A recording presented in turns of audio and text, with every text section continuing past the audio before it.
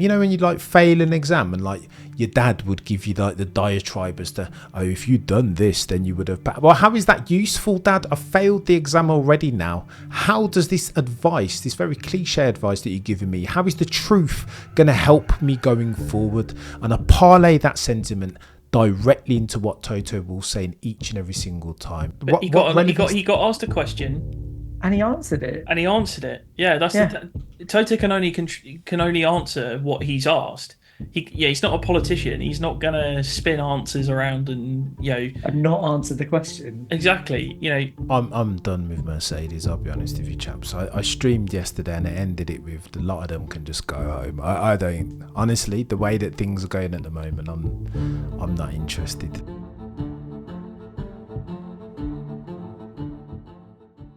Hello and welcome to another Shakedown podcast. It is 22nd of the 4th, 2024, and with me as always, my brethren, my brothers, my friends, my co-hosts, Shozinho and Sir Baxley. How are we doing, chaps?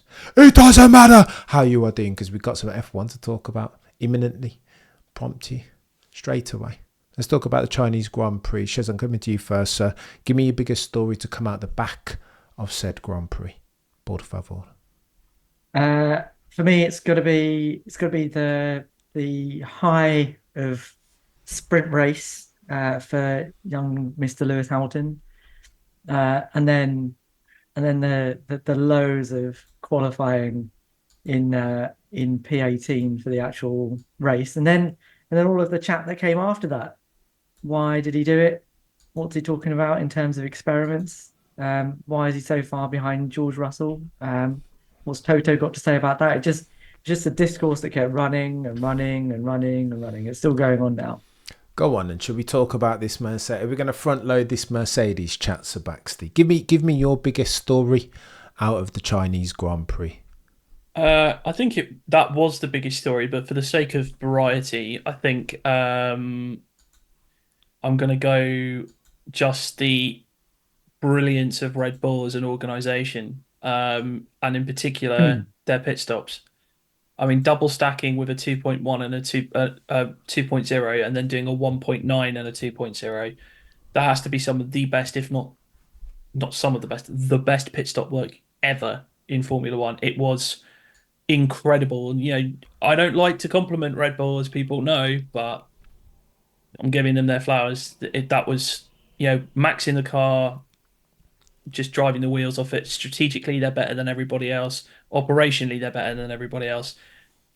It's. I mean, if they don't lose another race this season, I wouldn't be surprised. I think we are getting a 23 version 2. Oh, 100% Baxley, but in other news, rain is still wet. I don't even know. In my mind, I'm trying to like compartmentalize the topics that I have emotional threshold to discuss. I really want to talk about Mercedes. I think it's only fair and right that we talk about them, because there's been bullets flying from every corner at everyone, from Colt LH at Toto Wolff. Toto Wolff has been talking some stuff. Bloody non-Mercedes fans are chiming in. Motorsport are tweeting out allegedly pseudo-racist tweet. Like, what are we doing here, Baxley? Like, give me how do you read this circumstance, the dynamic between Messrs Russell, Hamilton and Toto? Is there bubbling acrimony or much ado about nothing? I think with those three in particular, I think it's much ado about nothing. I think, look, Toto had some harsh words for Lewis after the race, but I think it's something that Lewis would have expected Toto to say. Basically, Lewis was the one that led on those setup changes after the sprint race.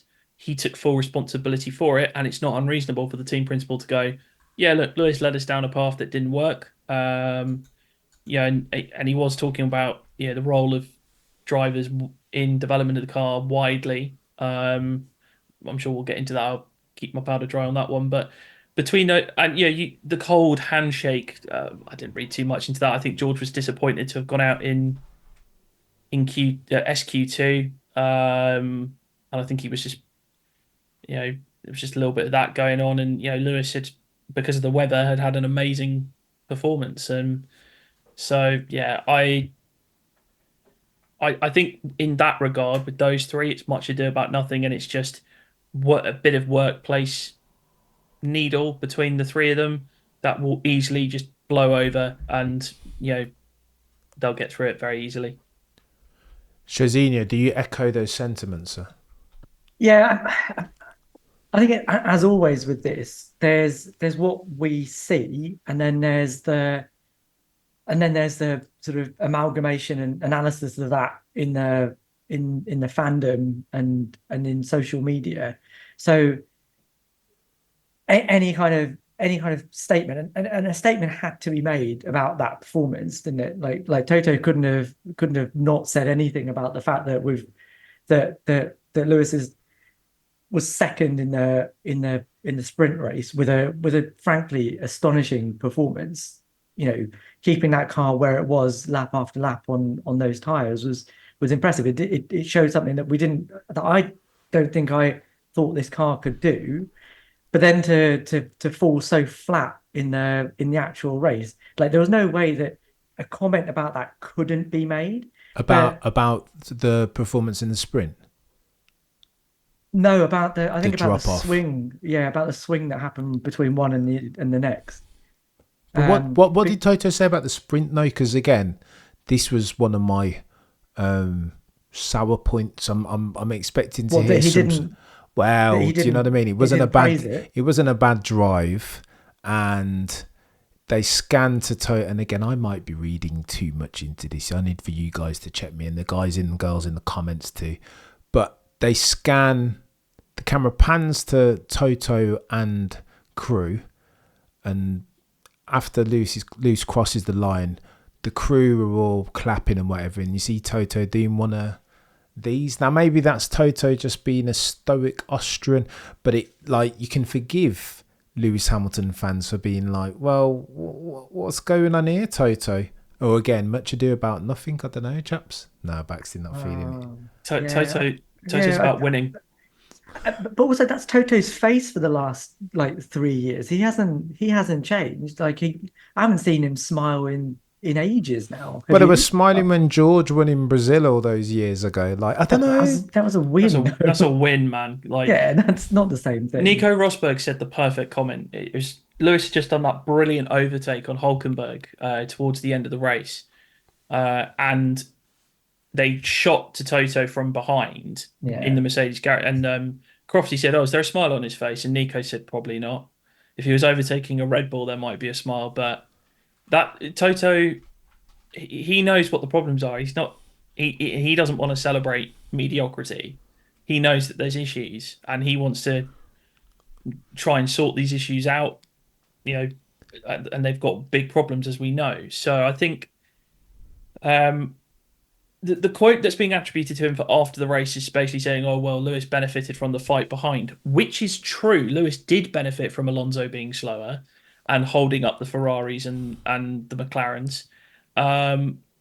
But again, I think a lot of Toto's comments this weekend have been taken completely out of context, partly because they've been delivered to non-English speaking media outlets. And I think people are maybe not translating it properly, or people are maybe not getting it across correctly. I mean, the one after the race with the engineering comments was, somebody did an AI dub translation of it, which German speakers were then like, yeah, it's actually pretty accurate. And when you listen to what was reported to them, what was said, it's completely different.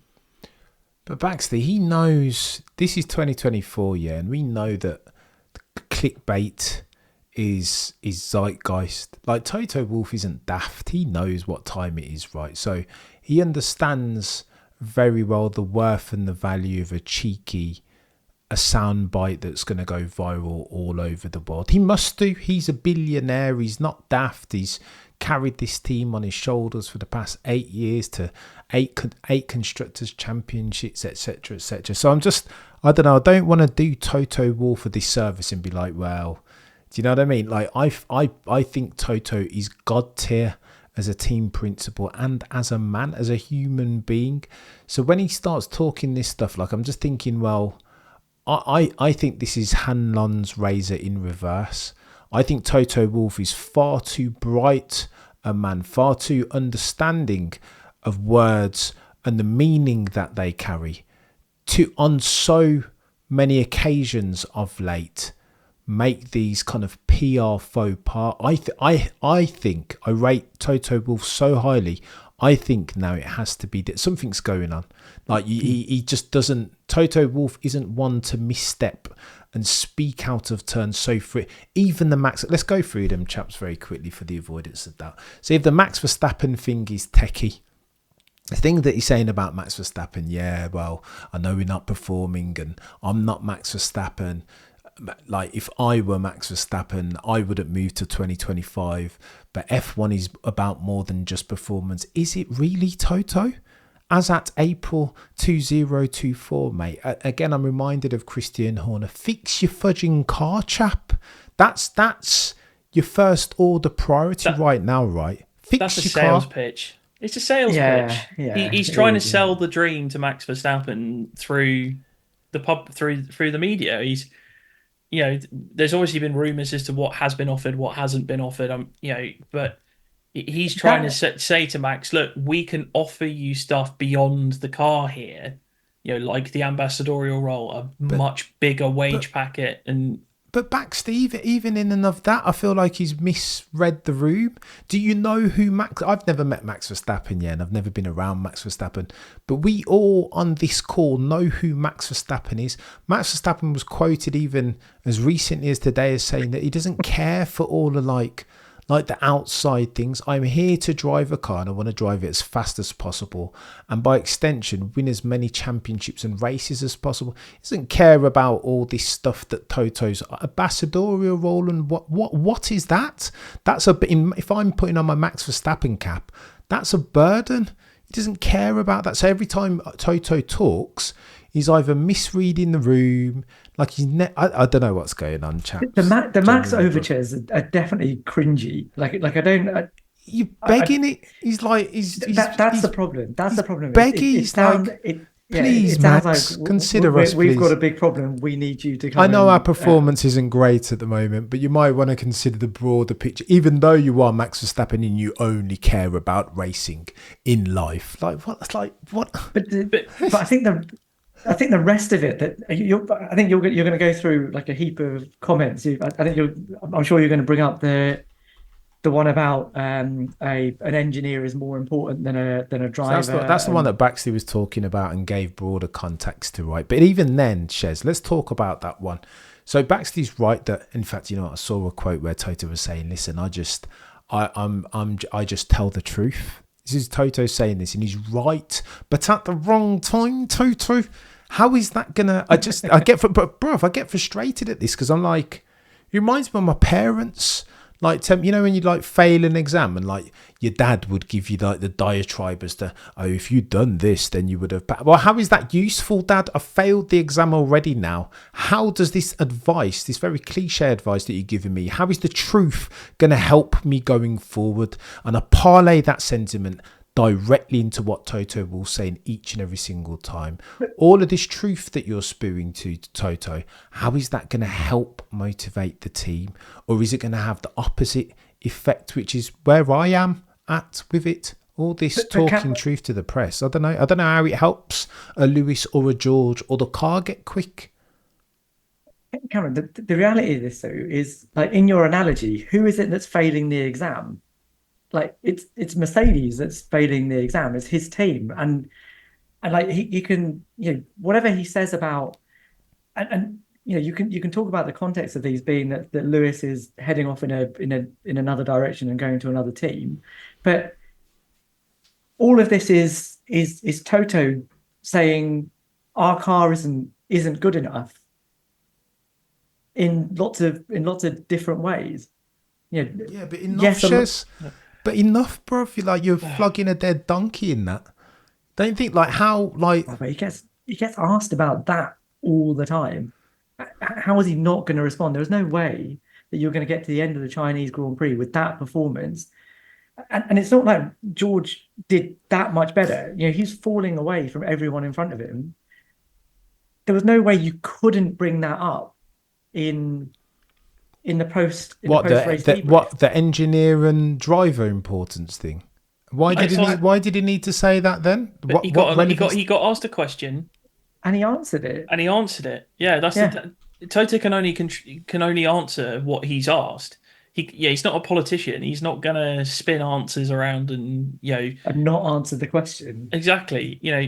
His point about engineers was when you heard the full quote was actually valid. He said there's a lot more to be lost when you lose an engineer who's only been with you for 12 months because he takes that brain and goes elsewhere than a driver who you can replace and plug in.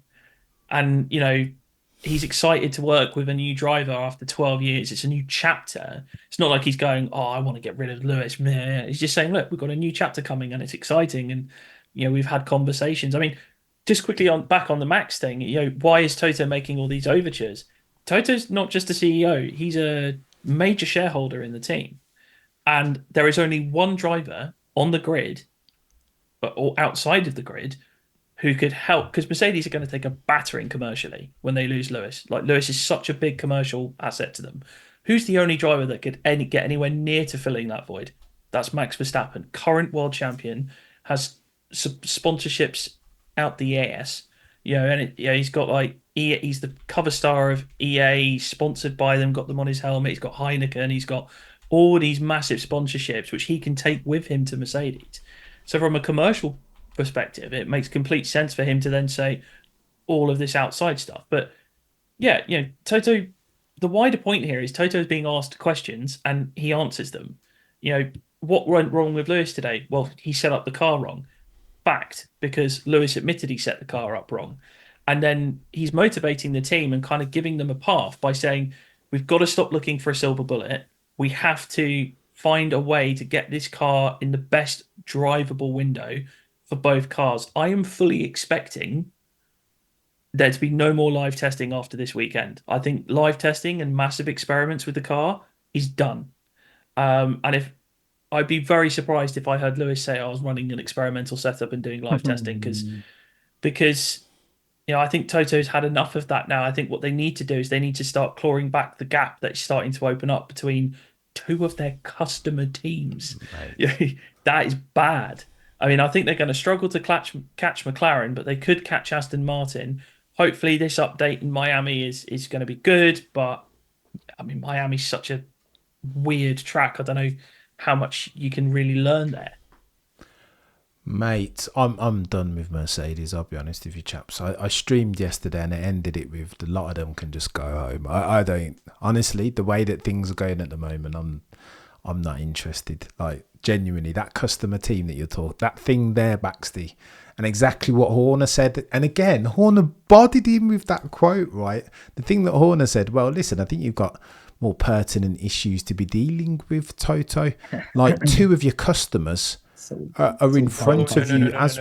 Go on, Baxty. So I disagree with what Christian said there, because it's like, what's one way to help sort your team out is get your driver in place, and then that gives you a direction of travel going into next year. All right, then look at this though, Baxty. This is where I get mad, because only a couple of sentences ago, Toto was talking about the importance of engineers and how they're the first order priority above drivers, and then he's bending over his back. Christian was right, bruv. Christian was absolutely right. You've got bigger fires to fight than trying to lure Max Verstappen. Obviously, you can do them in tandem and whatever. But the way he's going, but the way he's going about it again, I just don't know. When I look at it, when I check it, I feel like he's just tying himself up in loops, and I'm tired of it, chaps. I just feel like fix your fudging car, chaps. Two of your customer team are in front of you handily at this stage. Aston Martin have done the DRS thing and McLaren are down the road again. Lando puts it in second handily with time spare. Meanwhile, Messrs Russell and Hamilton are competing for like 10th and 9th or whatever. I don't know, chaps. That's the mean reversion. I'm done with Mercedes, chaps. Can we talk about something else? Because I've had enough. I'm about to drop the call. Let's talk about Lando. How good was that drive, Savaxty? Or did he do Was it mean reversion? Do you expect that from Lando Norris at this stage in his career? I think it was the perfect response to the horror show that was the sprint. I think now I'm not going to sit here and say Lando would have won the sprint if he didn't do what he did into turn two, but I think because I think the pace of the Red Bull in that sprint was frightening. That's another story I should have said at the start of the podcast. But I think this was a great reminder of his ability. I think it was one of the best drives of his career, to be perfectly honest with you. Look, Max was gone. You expect that. You expect that. But to keep a gap to Checo Perez, who he's no slouch. He's not Max Verstappen, but he's no slouch. To keep a gap to him, that was mightily, mightily impressive. And Checo hasn't exactly had the issues with this car that he had with the RB19. Yeah, he is pretty comfortable in that car. And he's been saying that all year, that it's a lot easier to drive for him. And he's been getting, I think, other than Australia, he's been on the podium every single time. So I think that goes to show how well Lando did. And this was supposed to be a bad track for McLaren. All the data was saying long straight, it could be quite tricky for McLaren. And in Lando's hands, that car was very, very fast. Obviously, he screwed up the sprint race, made a massive mistake into turn two. Got suckered into the crafty defense of Lewis Hamilton. But yeah, what a way to answer your critics, because excuse me, he was getting quite rightly cooked. And just that win is coming. It will happen. I was enjoying the Nico Rosberg saying, "Well, he's only 3 off my tally when I first won," so I was enjoying that. But at some point, maybe not this year, it might happen next year, Lando will win, and it will be a wonderful, wonderful moment, and he deserves it. But he's got to get more comfortable fighting for P1. That's the only criticism I have of him right now. He's got all the skills. He's just got to raise his game just 1 or 2%. Fair cop. And let me pitch this at you then, Shez, as rumour is rife once again that Lando Norris is being courted by Red Bull, notwithstanding him just signing a multi-year contract with McLaren. What's the move, Shez, if you are Lando Norris's team manager? Do you position Lando to ultimately take Checo Perez's seat one day in the not too distant future, or do you steer him clear of that poison chalice of a seat at all costs? Oh, not at all costs. There's always going to be a reason to go somewhere. But I think if you're Lando, you do have to kind of think about what your ultimate aim is. And I still think that Red Bull second seat is a poison chalice right now, because as good as Lando is driving, Max just has that team wrapped up around him, and the team is very much geared to having a number one, number two driver, whether they admit that or not. And it's been like that for seasons and seasons. So Lando might get closer to Max than Perez has done. He may even sneak a win here or there, and if that's all he wants, then great. But if he actually wants to win a title, I still think the best way for a driver, not just Lando, but any driver to do that, is to have a team sort of and be ensconced within a team, have that team around them, have all of the resources within that team working for you. I mean, just to segue back a little bit into what you were saying, I think this weekend was a perfect microcosm of Lando Norris. The sprint race was exactly what he does when there's a little bit of extra pressure applied. I still don't fully blame sort of Sochi 2021 on him. There was a bit of team. There was a bit of team and driver in that, right? And a little bit of. I don't understand. I as I remember, the question was, what do you think about Inter's Lando? To which Lando Norris responded, no. Yeah, but you remember at the same time, Lewis was saying the same thing, but eventually went, all right, I'll do what the team says. And that was the thing, wasn't it? That you kind of have to trust your driver a little bit. And it was a question that was asked of him, and if the driver thinks there's enough grip, he's going to say, okay, I'll carry on these tires because that's his best way to win. And yes, I agree, it wasn't the right decision to make, but that was, that was a team not being forceful enough and a driver being too confident in their own bang. Yeah, more the latter for me than the former. But there's a bit of a combo of those two things. But I think definitely in the sprint race, that was him, right? A bit of pressure was applied, and rather than backing out of that defense into turn 1 and 2, he just kept his foot in and then ended up being. But two different things, though, Shez. That was a racecraft thing, right? Yeah, around that. I know Alonso pulled it off in the race and whatever, but around that bloody long radius, turn 1, turn 2, it was never really going to work. Not around the outside of the 7-time champion Sir Lewis Carl Davidson Hamilton, and he should know that. That's a very different thing, though, Shez, from that exuberance. Some of which I heard over radio when he was asked to do the engine braking fit, and again, that probably wasn't the solve for Lando's understeer issues, but nevertheless, in his response, the tone of it, I can still hear that youth or exuberance that thinks he knows best. And I think Lando needs to be careful that the next time he's got a top step of the podium in his hands, he doesn't let that youthful exuberance pop up its ugly head again and cost him another victory, because it could get techie, bruv. But it only seems to happen when he has that in his sights, when there's a victory on the line, but it's not straightforward and there's somebody sort of applying a bit of pressure. That's when he has that. He makes slight errors in judgment, and then ends up in a position where he can't do anything about it, either because of him or the car. Whereas in the race, that pressure wasn't there particularly. He got a clean getaway.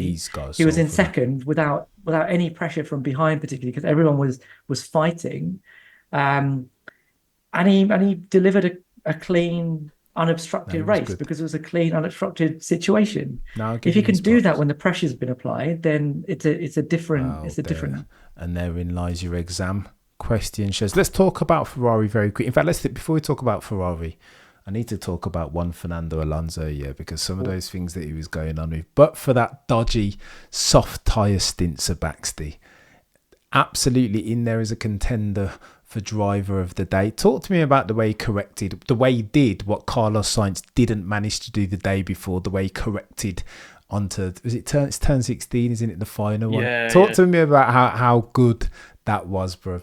Oh, mate, that was ridiculous. I mean, yeah, everyone likes to roll out the Max Verstappen save in Suzuka 2014 when he was stepping in, and then the one in Brazil as well. And where do you think he learned it? He probably watched all the onboards of Fernando from back in the day. I mean, to have that level of reflex at his age, mad. It's just like. What do you mean at his age? He's an older gentleman. This is true, Shez. Like if Charles Leclerc had done that, you'd be like, oh well, that's enough. Yeah, you kind of be less surprised by it. But because Alonso did it in his 40s and still got the pace to hang with the kids, it was a great drive, and he got undone by a bit of foul strategy from Aston Martin. But once again, he's carrying the team on his back, and he's doing great things. I don't particularly want to talk about his teammate because I'll rant for about half an hour. Oh, we do need to try and get to that, but we're rounding third base, chaps. I'll just say about Fernando Alonso that dude, I don't know, bruv. I think you summarise who Alonso is by the fact that, listen, he's nearly, do you know what I mean? He's nearly in the wall. He's like half a second or split second even away from a DNF and a fairly hefty shunt. And as soon as he fixes it, he's straight back in the DRS, isn't he? It's unbelievable. Instantly, bro. Just no loss of forward momentum. It was crazy. This dude. New in the Matrix settings. I love me a bit of Fernie. People can say whatever they want to about him and his bad character outside of the cockpit, but when he does something like that, I'm just like, and then he goes and nails the move around the outside, turn 1, turn 2 that Lando couldn't pull off. I'm just like, oh, mate, if you like F1, how do you not like Fernando Alonso, the driver? Incredible. Shez, let me pitch this at you very quickly. What happened with Ferrari this weekend? Was Charles Leclerc out of line on race day in the way that he hung out Carlos Sainz, his teammate, to dry? And conversely, similarly even, was Carlos Sainz out of order during the sprint in the way that he did over, or tried to do over, Charles Leclerc? What does Martin Brundle say? 6 of one, half a dozen of the other. There was a little bit of that. The car probably wasn't as quick over a single lap as they were expecting it to be. And yeah, there was a bit of argy-bargy on both sides. But look, we have criticised Leclerc for playing the team game and just being a little bit yes, yes, yes all the time on this channel quite a bit. So for me, it was quite nice to see that, number one, he complained on the radio about Carlos. Second, it was quite nice for me to hear when he was being asked to pull a one-stopper, oh, are you sure this is what we should do? I think we've made a mistake. Both of them made the same kind of comments, but we're always saying that Charles should do that more often. And Carlos similarly, I don't mind that he sort of got his arms out a little bit. I think the move into the hairpin was a little bit, well, it was over the edge. Like he definitely shouldn't have done that. But I like it. I like the fact that they're allowed to race, which is not something that you can say of Ferrari historically, and two, that both of them are super competitive. It was interesting to see the gap between the two of them during qualifying. It was only a few thousandths in the end, wasn't it? Which was big from Carlos, by the way, after having made the mistake. Because I expected Carlos to go back to Carlos 1.0 on the back of that mistake for him, and so for him to dust himself off and then push one of the greatest qualifiers that we've ever seen in F1 history, if the Tifosi to be believed, to within a few hundreds, I thought was props to Carlos. I'll agree with that. And it was really good, but then he shouldn't have really made that mistake in the first place. True. But yeah, he got really, really close to Leclerc, didn't he? And Leclerc came second on the road to him as well, didn't he? So he had slightly better track conditions. So yeah, I agree. It was a good performance. But in the race, it sort of changed, didn't it? So Sainz got a bit scrappy and a bit messy, and Leclerc did a Lando and was unperturbed and sort of drove to the mean of the car in a way that Sainz wasn't really able to do. It felt, it felt like a bit of a tipping point, seeing them. They've always been cool with each other. And when I saw Carlos Sainz after the sprint go through the garage and say hello to every single one of those people in the garage, minus Charles and Charles' race engineer, it felt like a tipping point. Even when Carlos made the mistake, it felt like a reversion to Carlos 1.0. Like he's trended those unforced errors down to zero of late. And the way that he made the mistake, not that he made the mistake, but the fact that he kept his foot deep in the throttle in the midst of the oversteer was, what are you doing, Carlos? Like, I thought that man had gone away making those mistakes, but I don't. He's still there, isn't he? He's still there. The thing is, though, with Carlos at the moment, if you look at his peak of dominance within this season, it only really spans 2 races. Like in Bahrain, he was out qualified, and then there was an issue with Charles' brakes, and we can argue that one for a while if you want to. He was then stricken down with appendicitis in Saudi, so we don't know what he would have done there.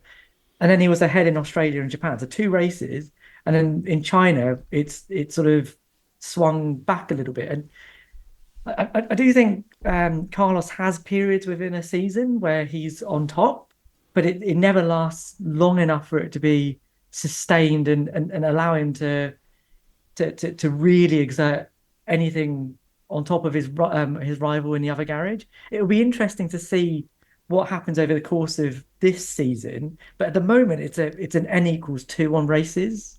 Yeah, no, it's too small a sample size to draw any definitive conclusions, Shez. But I told you already, yeah, if Sainz beats Champagne Charles rolls. Leclerc the over the course of this season, having raced one less race, Shez, the Champers is on ice, ready to go. Finally, Baxi, let me pitch this at you. This is a thought experiment that I've been having internally.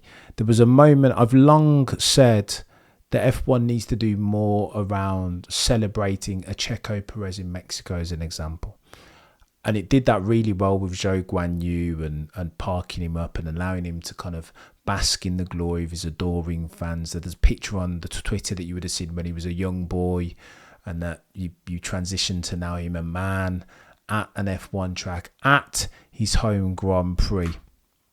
Baxley, I'm going to pitch it to you this way though, because I see talk of them extending the point scoring positions potentially down as low as 12th, for which you will get 1 point. There's a lot of rancor and difference in the community, and again, I think that was a moment to be celebrated, the hometown hero or whatever, or the homecoming of Zhou Guanyu. However, diehards are asking the question of F1 whether it needs to be more of a meritocracy. Does F1 deserve some criticism, Baxty, with the point scoring thing in mind, with the fact that Zhou Guanyu didn't even finish in the points on Sunday? I think it was something like 14th. Is F1 losing its hard edge and celebrating mediocrity sometimes? Techie, eh? Sorry, Baxty. I think not. I think what they're trying to do is they're trying to do the classic kind of look over there tactic, because you've got no contest at the front. You know who's going to win every weekend. It's going to be Max or Red Bull, and if not, maybe a Ferrari or Checo, or that's it basically at the moment. So they're thinking, oh, but we've got all these great scraps, and they're not getting anything for it, so let's try and reward them. And I was like, well, that's not the problem here. Like, you know, at the moment we have 20 cars on track, and if all finish, half of them score points. I think that's quite a nice balance to have. I think that if you start doing it more and more, you start verging on participation medals. That's the words that I was looking for. I don't like that. I think that's ridiculous. I think if you get in the top 10, good for you. You score points. If you don't, tough. Now, I liked the Zhou Guanyu moment because it's the first. He's waited 3 years for this moment, and you know he's a local boy, and he wanted to be celebrated, and I think it's probably the only chance they're going to get to do it. Oh, realistically, and I think it was a very nice moment that I don't think should be repeated. I think it was a nice chance for the Chinese crowd to celebrate the first ever Chinese driver in Formula One, even though he's been there for 2 years. Just to celebrate him, celebrate what he's done in the sport, which I know some people say, yeah, it's not a lot that he's achieved, but he's still there, and the journey he's gone on and everything else. I think that was a very emotional moment that has been postponed for 2 years because of COVID regulations and everything else. So, yeah, I think as a one-off, great. I don't think they should. Unless, for example, Lewis says, actually, you know what, I'm not going to Ferrari next year. I'm going to retire, and they do something big at Silverstone for him and other tracks that he's popular. But as a sort of farewell tour. But other than that, or if another driver, like Fernando or somebody, decides that they're off. But no, one-off, great. Not again. They would never do that for Lewis Hamilton around. So you imagine Lewis finished 14th and he's allowed to park up next to Max and whoever else finishes on the podium. He parked behind them, didn't he? Yeah. Well, Vettel was allowed to go to the grid in Abu Dhabi. Yeah, and his swan song. Hey, I don't know, it's techie. It is very techie, this F1 thing. I don't know where it's going in 2024, but they need to do some other things. Finally, chaps, I need to issue an apology for the avoidance of doubt, because I've been quite harsh on one Karun Chandok over the past couple of weeks and months, and he was incredible this weekend. I thought the chemistry between him and Nico Rosberg. Yeah, It was just like that's what there it was is. friction and there was personality that I didn't think Karun Chandhok had. It was brilliant, knowledge interlaced.